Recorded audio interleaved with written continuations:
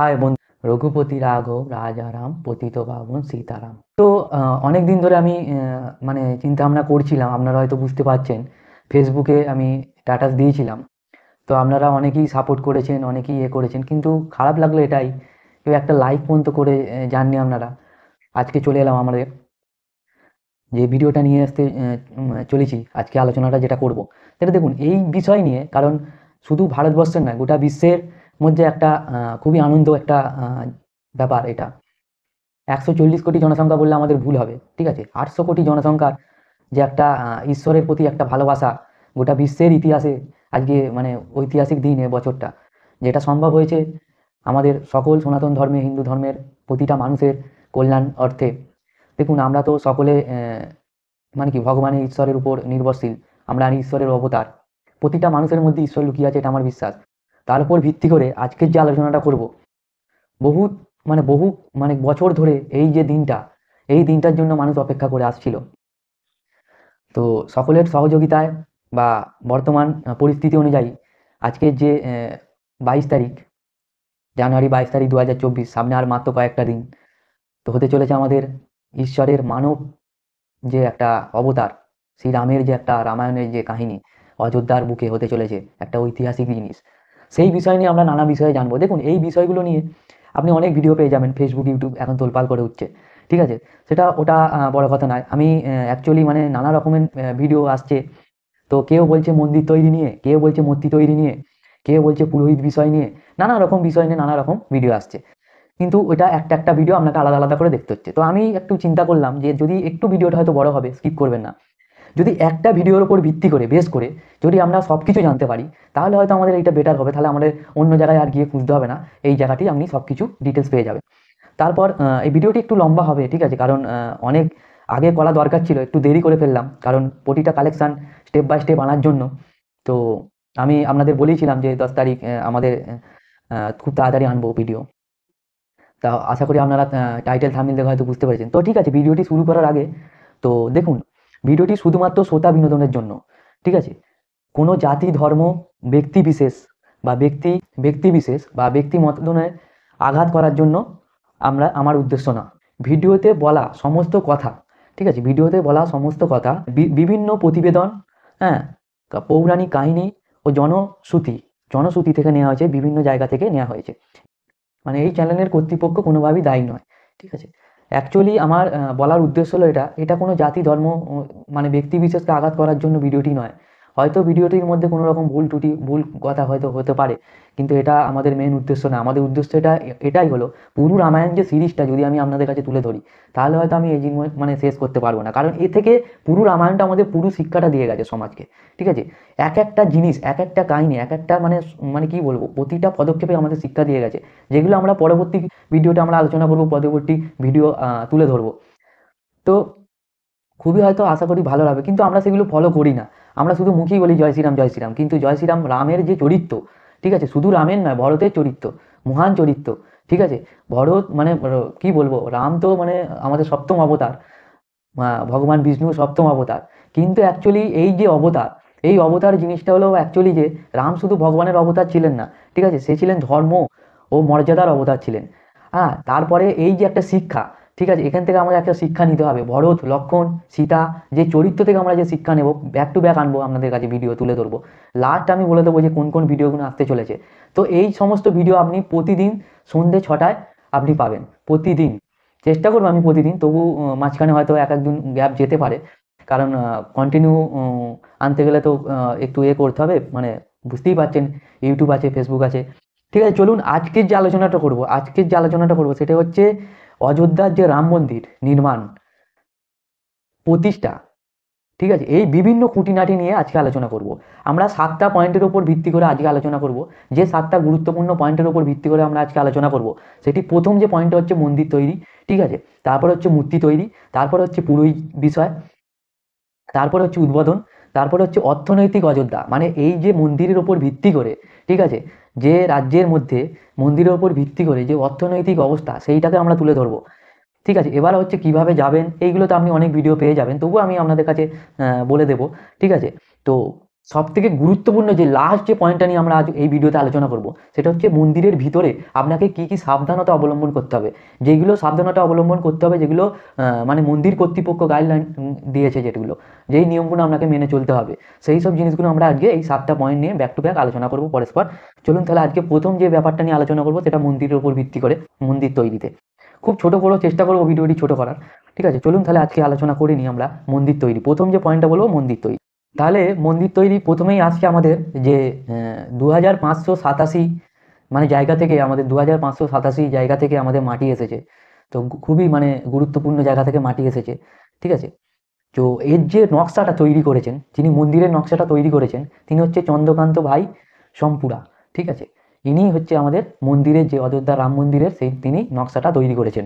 মানে কি বলবো, যে টাইম ক্যাপসুল, ঠিক আছে? টাইম ক্যাপসুল মন্দিরে 2000 ফুট নিচে রাখা থাকবে, এটা টাইম ক্যাপসুল। এই সব বিভিন্ন 17,000 গ্রানাইট পাথর, যেগুলো মানে আজ থেকে কয়েক বছর আগে মানে আমাদের দান স্বরূপ দিয়েছিলেন অযোধ্যা কর্তৃপক্ষকে। তো 17,000 গ্রানাইট পাথর। এই মন্দিরটায় কোনো স্টিল বা সাধারণ সিমেন্ট ব্যবহার করা হয়নি এই মন্দিরটায়, ঠিক আছে? ব্যবহার করা মন্দিরের মানে কি বলবো, মন্দিরের ভিত করা হয়েছে 12 মিটার গভীর, 12 মিটার গভীর মন্দিরের ভিত করা হয়েছে, ঠিক আছে? জেন 1, 2, 3, 4, 5 হিসাবে। 1000 বছর মানে কোনো সংরক্ষণ করার দরকার নেই এই মন্দিরটা। 1000 বছর, 1000 বছর কোনো সংরক্ষণের দরকার হবে না, ঠিক আছে? প্রয়োজন পড়বে না। এই মন্দিরটা এমনইভাবে তৈরি করা হয়েছে, ঠিক আছে? 6.5 হলেও মানে যদি ভূমিকম্পের মানে কি বলবো, রিক্টার স্কেলের যে কম্পনের যে মাত্রা হয়, 6.5 হলেও মন্দিরের ভিত নাড়াতে পারবে না, এরকমভাবেই মন্দিরটি নির্মাণ করা হয়েছে। 32টি সিঁড়ি থাকবে, 32টি সিঁড়ি থাকবে। মন্দির সিংহদুয়ার পেরিয়ে আপনাকে ভগবান দর্শনে যেতে হলে আপনাকে পার হতে হবে এই 32টি সিঁড়ি। মানে মন্দিরের সিংহদুয়ার পেরিয়ে আপনার ভগবান রামচন্দ্রকে দর্শন করার জন্য আপনাকে পার হতে হবে 32টি সিঁড়ি। মানে শুধু তামা ব্যবহার করা হয়েছে মন্দিরে, কোনো স্টিল বা সিমেন্ট, খারাপ সিমেন্ট ব্যবহার করেন, তামা অর্থাৎ হোয়াইট সিমেন্ট, পাথর, ঠিক আছে? মূর্তির যদি কথায় আসতে পারি, তাহলে আমি আপনাকে বলবো এই বিষয় নিয়ে অনেক মানে আছে। তো এই রিসার্চটা করতে করতেই একটু দেরি হয়ে গেল ভিডিওটা। তো অ্যাকচুয়ালি কি হচ্ছে, মন্দির যে মানে আমাদের ভগবান মূল যে মূর্তিটা, যে মূর্তিতে আমাদের প্রাণ প্রতিষ্ঠা হবে, যেই মূর্তি, সেই মূর্তিটি বানিয়েছে আলটিমেটলি দেখতে গেলে 3টে মূর্তি করা হয়েছিল, 3টি 51 ইঞ্চি মানে মূর্তি করা হয়েছিল। তো সেই জায়গায় দাঁড়িয়ে মূর্তিটা এমনইভাবে তৈরি করতে বলা হয়েছিল স্টেট কর্তৃপক্ষর পক্ষ থেকে। তো যে মানে এমনইভাবে যেন একটা শিশুর উপর ভিত্তি করে রাজাও লাগে, যেন ভগবানের একটা নির্দিষ্ট থাকে। মূর্তিটার যে মানে চোখগুলো, সেগুলো পদ্ম পাপড়ির মতো। আর যিনি বানিয়েছেন মূর্তিটা, যার মানে মানে কি বলবো, কোয়ালিফাই করেছে যিনি, যে মূর্তিটা প্রাণ প্রতিষ্ঠা হবে, তিনি হলেন যোগীরাজ, অরুণ যোগীরাজ। হাতে তৈরি মূর্তিটা, 51 ইঞ্চি মূর্তি। তো অ্যাকচুয়ালি যে 3টে মূর্তি বানিয়েছেন, তিনি হলেন গণেশ ভাট, অরুণ যোগীরাজ, সত্যনারায়ণ পাণ্ডে, ঠিক আছে? প্রধান মূর্তি বানিয়েছেন মানে কি বলবো, সত্যনারায়ণ মানে প্রধান মূর্তি বানিয়েছেন অরুণ যোগীরাজ, ঠিক আছে?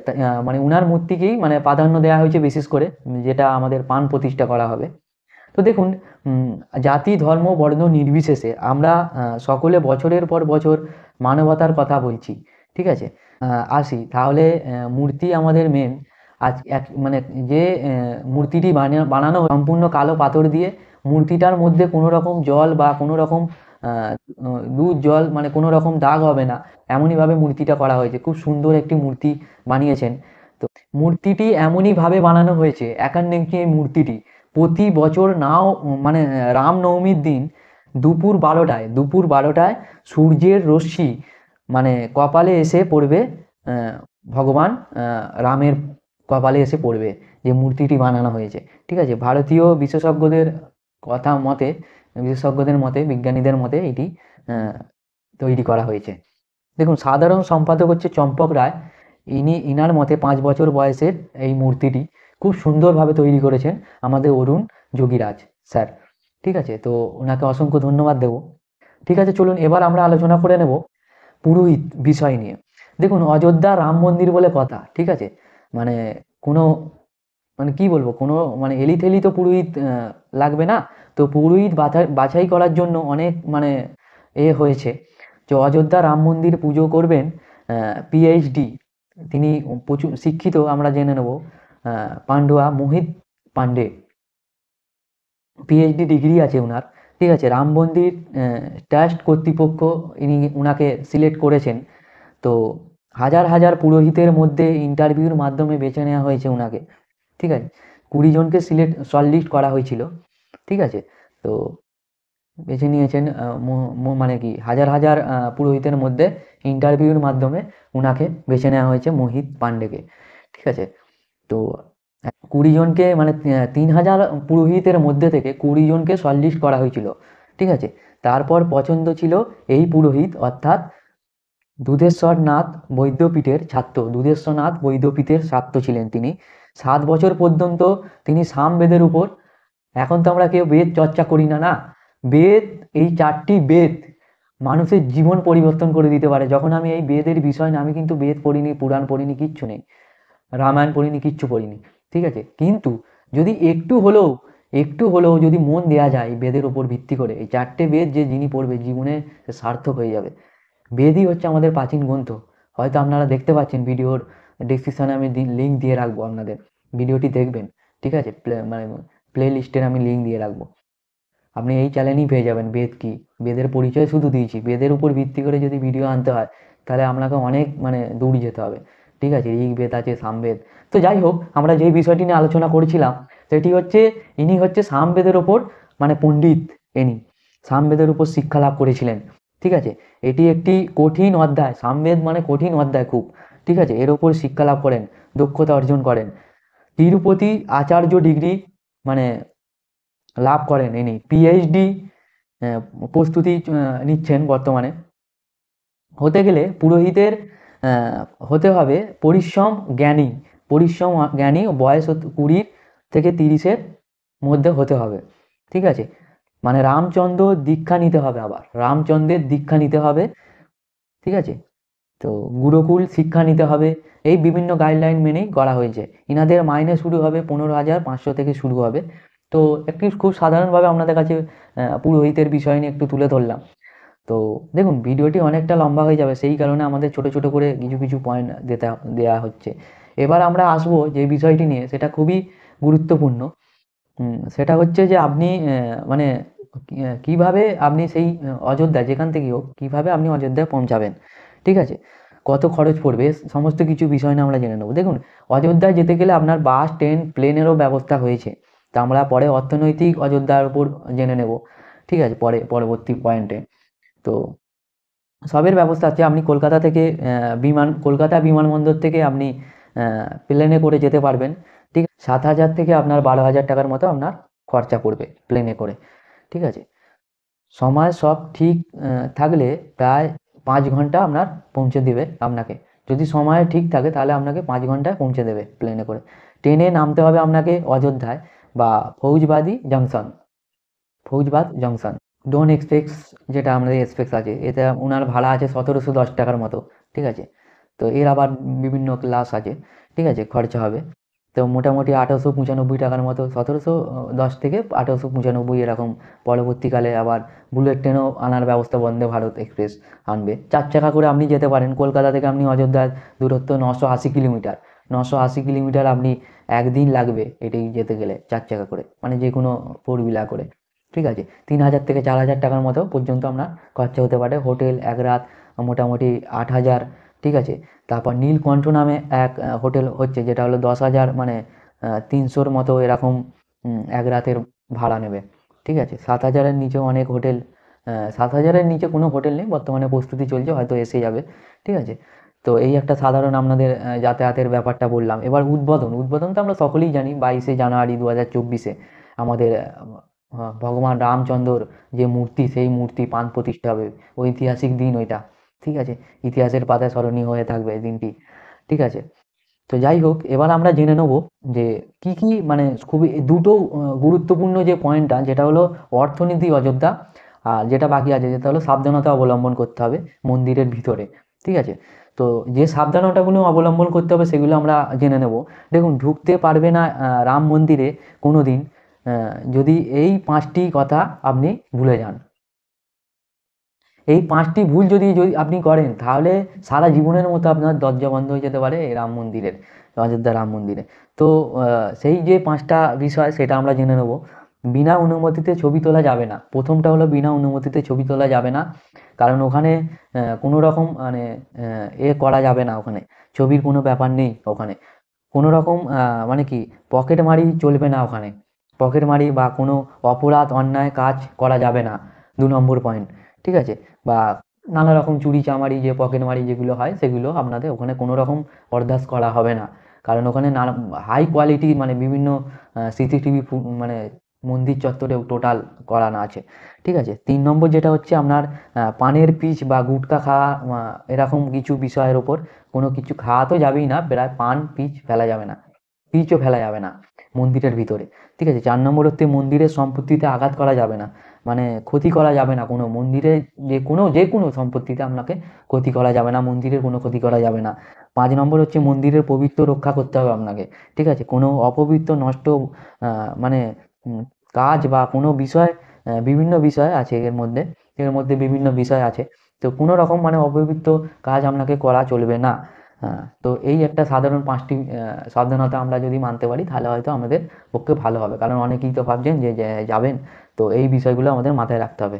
লাস্ট যে পয়েন্টটা আসবো, সেই পয়েন্টটা হচ্ছে অর্থনৈতিক অর্থনৈতিক অযোধ্যা। ঠিক আছে? তো অ্যাকচুয়ালি মানে আরেকটু কিছু বিষয়টি নিয়ে আসার আগে আমরা বলবো, মাতুলালয় ছত্তিশগড়ে চাঁদ ঘড়িতে, হ্যাঁ? মাতুলালয় রামচন্দ্রের। নেপালের জনকপুর পুর হলো সীতার জন্মস্থান। ঠিক আছে? তো এখান থেকে এসছে 3 কুইল, ছত্তিশগড় থেকে এসছে আমাদের 3 কুইন্টাল চাল। ঠিক আছে? জনকপুরি থেকে এসছে ফল, পোশাক, বিভিন্ন রকম পোশাক। নেপাল থেকে এসছে গয়না, বাসন, মিষ্টি বিভিন্ন রকম। ঠিক আছে? উত্তরপ্রদেশ থেকে 2000 মানে কি 100 কেজির অষ্টধাতু এসছে। তো এইসব প্রাণ প্রতিষ্ঠা অযোধ্যায়, তার জন্য। তো এইসব বিষয়গুলো আমরা জেনে নিলাম। এবার যে গুরুত্বপূর্ণ পয়েন্টটি নিয়ে এখন আলোচনা করব, সেটি হচ্ছে কি অর্থনৈতিক রামরাজ্য। এর মধ্যেও আসছে অযোধ্যায় 178টি প্রকল্প আমাদের চালু হতে চলেছে, যেটি অযোধ্যার মানে পুরো মানে গেট আপ চেঞ্জ করে দিতে পারে। ঠিক আছে? যেটা খুবই ভালো কথা। তো কেন্দ্র ও রাজ্যের খরচ মোট হচ্ছে 30,500 কোটি টাকার মতো টোটাল খরচ। তো সৌরশক্তি ভিত্তিক নগর গড়ে তোলার পরিকল্পনা রয়েছে। ঠিক আছে? 4টি স্তম্ভ আছে। 4টি স্তম্ভর মধ্যে আমরা 3টে আলোচনা করে নিলাম। এবার যে সাংস্কৃতিক অযোধ্যা যেটা হচ্ছে মাঠ, মন্দির, আশ্রম স্থাপন। ঠিক আছে? 1ম স্তম্ভ স্থাপন, মন্দির, মিউজিয়াম গড়ে তোলা। ঠিক আছে? তারপর মন্দির মানে কি মাঠ, মন্দির, আশ্রম স্থাপন, মন্দির, মিউজিয়াম গড়ে তোলা হবে। ঠিক আছে? সক্ষম অযোধ্যা হবে। ঠিক আছে? আধুনিক অযোধ্যা হবে। ঠিক আছে? সুগম অযোধ্যা হবে। ঠিক আছে? সুন্দর অযোধ্যা, আবেগপূর্ণ অযোধ্যা, স্বচ্ছ অযোধ্যা। ঠিক আছে? আয়ুষ্মান অযোধ্যা, যেটা যোগী আদিত্যনাথের কথায় এটা পরিকল্পনা করা হয়েছে। তো খুবই গুরুত্বপূর্ণ একটা ভিডিওতে আমরা আলোচনা করবো। এবার আসবো ব্যাক টু ব্যাক যে ভিডিওগুলো আসবে সেগুলো একটু আপনাদের কাছে তুলে ধরি। দেখুন, সবথেকে যে আমি আমি আমার মতো করে সাজিয়েছি যেটা, ঠিক আছে? এই ভিডিওর নেক্সট যে ভিডিওটা আসবে সেই ভিডিওটা হচ্ছে রামানন্দ সাগর রামায়ণ, যে আমরা টিভিতে দেখতাম ছোটবেলায়।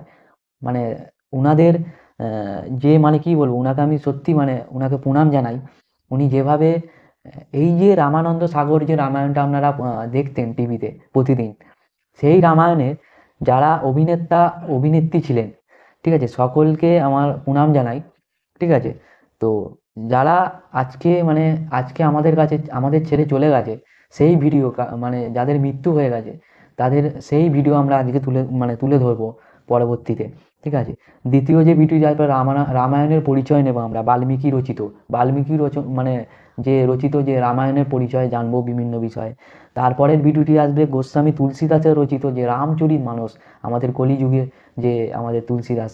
দেখুন, রামায়ণের যদি কথা বলি, রামায়ণ হচ্ছে বাল্মীকিও লিখেছে, একই জিনিস। রামায়ণ বলতে রামের কথা। ঠিক আছে? তো পরবর্তী ভিডিওতে আমরা আলোচনা করব, বিস্তারিত জানবো। শুধু আপনাদের এইটুকু বলে যাই কার পর কোন ভিডিও আসতে চলেছে, তাহলে কি জানবো যারা রামানন্দ সাগরের যে রামায়ণে যারা আজকে আমাদের ছেড়ে চলে গেছে, যাদের মৃত্যু হয়ে গেছে, তাদের আমরা জেনে নেব। ঠিক আছে, তারপরের ভিডিওটি আসবে রামায়ণের পরিচয় বাল্মীকি রচিত। তারপরের ভিডিওটি আসবে মানে কি গোস্বামী তুলসী দাসের রচিত যে রামচরিত মানস, পরিচয় নেব আমরা। তারপরের ভিডিওটি আসবে রামায়ণ রামচরিত, মানে কি রামচরিত মানসের মধ্যে পার্থক্য কি আছে, দুটির মধ্যে বহুত পার্থক্য আছে, সেই ভিডিও আমরা জেনে নেব। ঠিক আছে, ধাপে ধাপে প্রতিনিয়ত। ঠিক আছে, রামায়ণ থেকে মহাভারত পর্যন্ত কারা বেঁচে ছিলেন, বেঁচে আছেন যারা এখনো পর্যন্ত, ঠিক আছে, তাদের সেই ভিডিও আমরা জেনে নেব। ঠিক আছে, তারপরে যে ধাপে ধাপে যে ভিডিওগুলো আসবে, সেই ভিডিও দেখুন। আমরা তো উম, এই কয়েকটি 5টা ভিডিও আমি বললাম, 5টা ভিডিও আপনি পরস্পর পেয়ে যাবেন, খুবই গুরুত্বপূর্ণ হতে চলেছে। আমি আমার মতো করে ভিডিওগুলোকে সাজিয়েছি, আশা করি আপনাদের কাছে তুলে ধরবো, আপনাদের অনেক শিক্ষা যেহেতু চ্যানেলটা এডুকেশন পারপাসে রাখা হয়েছে, তাই আমরা রামায়ণ থেকে জয় শ্রীরাম বলে কোনো সময় নষ্ট করব না। আমরা অনেক সময় নষ্ট করেছি, তাই রামায়ণ থেকে আমরা রামের চরিত্র, ভরতের চরিত্র, যে মহান চরিত্র যে ছিল ভরত, শুধু মানে কি বলবো প্রেম ও মানে কি প্রেমের অবতার ছিলেন। ঠিক আছে, কর্তব্যের অবতার ছিলেন, শুধু এটাই আমরা জানি। ঠিক আছে, তো বিভিন্ন বিষয় শিক্ষা নেব, কখনো আশা ত্যাগ করা উচিত নয়, এই ভিডিও আসবে। ঠিক আছে, নিজের কমফোর্ট জোন থেকে বেরোতে হবে, এই ভিডিও আসবে। এই জন্মের পাপের বিচার এই জন্মেই হয়, এই ভিডিও আসবে। না, ন্যায়ের পথেই জীবনের শ্রেষ্ঠ পথ, এই ভিডিও আসবে। ব্যাক টু ব্যাক ভিডিও নিয়ে আসবো আপনাদের শিক্ষা মানে এডুকেশন পারপাসে যেহেতু চ্যানেলটা রাখা হয়েছে, সেই হিসাবে ভিত্তি করে যে কটা ভিডিও আনবো, রাজনীতি বিষয়ে ভিডিও আনবো, অসুবিধা নেই। ঠিক আছে, দেখুন হয়তো ভিডিওগুলো করতে অনেকটা দেরি হয়ে যাবে, কারণ প্রতিদিন তো আমাদের একাধিক ভিডিও আপলোড করা তো সম্ভব নয়। সেই সূত্রে আমাদের আরও তো বেদ শুরু করেছিলাম, পুরাণ শুরু করেছিলাম। ঠিক আছে, এখন তো আমাদের মহান যে মানে কি কলিযুগে যে মহান যে গীতা জ্ঞান, সেই গীতা জ্ঞানই তো নেওয়া হয়নি। গীতা জ্ঞানে যখন আসবো মানে আমি কি করব কিছু ভেবে পাচ্ছি না। ঠিক আছে, মানে এখন মহাভারত আছে, মহাভারত বিশাল মহাকাব্যের একটি মাত্র অধ্যায় হলো গীতা, সমস্ত গীতা কি আমরা বুঝতে পারিনি, মহাভারত আবার কি করে যাব। অনেক ভিডিও আসবে, ব্যাক টু ব্যাক ভিডিও। তাই আপনাদের অনুরোধ করব, দেখুন আপনাদের যদি উম, এই চ্যানেলটি থেকে যদি আপনারা উপকৃত হন, উপকৃত পান, আপনারা যদি কিছুটা শিক্ষা প্রদান করতে পারি আপনাদের, ঠিক আছে, যাতে পরবর্তী প্রজন্ম সাফল্যের দিশা খুঁজে পায়। আমি আগেও বলেছি, এখনও বলেছি, সেই হিসাব ভিত্তি করে আজকে আমাদের চলুন তাহলে ব্যাক টু ব্যাক ভিডিওগুলো আপনাদের কাছে তুলে ধরবো। খুবই গুরুত্বপূর্ণ ভিডিও হতে চলেছে, তারপর প্রতিটা ভিডিও আপনাদের বলে দেবো পরবর্তীকালে পরের ভিডিও কি আসছে, প্রতিটা ভিডিও আমি আপনাদের বলে দেবো, কোনো অসুবিধা নেই। চলুন তাহলে আজকের ভিডিওটি এখানেই শেষ করছি। তো ভালো থাকবেন, সুস্থ থাকবেন, নিজের খেয়াল রাখবেন। সত্যমেব জয়তে, সত্যমেব জয়তে। রাম রাম।